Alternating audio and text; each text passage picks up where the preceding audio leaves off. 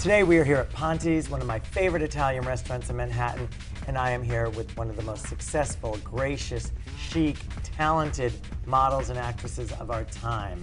She was born Rosalie Anderson MacDowell, but the world and I have been mesmerized by her and fallen in love with Andie MacDowell. How are you today? I'm just terrific. Several years ago, back in the 80s, you kind of changed my career trajectory with those Calvin Klein commercials. They were really groundbreaking. It was subliminal. In my hometown, there's this bar called the Firefly.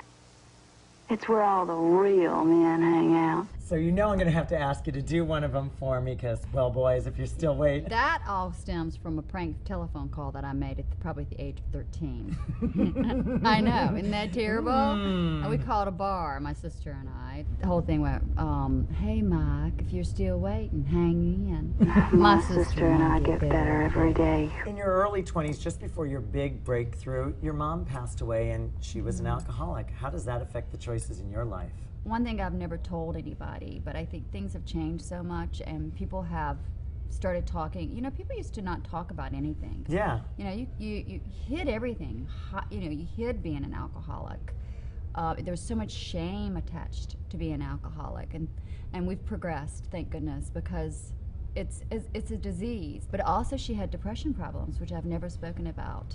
After she had me, she had a nervous breakdown, which ended up leading to her alcoholism because she never drank before that. She drank after her nervous breakdown. It's really unjust and unfair, but I also forgive her because I think that she was born in a time period where she was trapped and she was unable to get the kind of help that she really needed. But one picture urban legend has it kind of launched your career. It was a British Vogue cover that got you the role of Tarzan in 4 Weddings and a Funeral, Groundhog Day, Sex, Lies, and Videotape, which again, another groundbreaking project to be involved in. It changed the independent world completely. Everybody wanted to make a movie that made that much money, for that little money. Because it was like done with cameras. It was done for $1 million and it made an enormous amount of money. So then everybody wanted to make independent movies because they made money, you know, because that's how the business works. People like to make money. Because it's a business, yeah. We think it's the fun of acting and telling a story, but people want to make money. What advice would you give to a kid today that wants to be a model, that wants to be an actress, and thinks it's all so fabulous?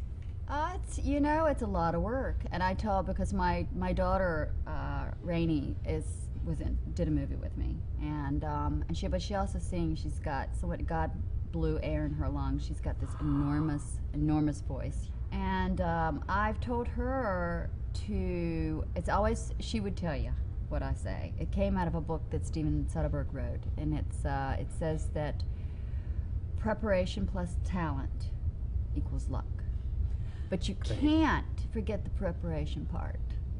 And you can constantly be doing that, even if you're not working. I didn't really make it until I turned 30. I hung in there for a long time. Yes. You're celebrating 25 years working with L'Oreal as an ambassador, spokesperson. That's one of the longest makeup campaigns, I think, ever for any celebrity or even a model. Tell me about the great work that you're doing with L'Oreal and ovarian cancer. I started just doing it at home and being involved with the women in my community that had been diagnosed with ovarian cancer. And I became friends with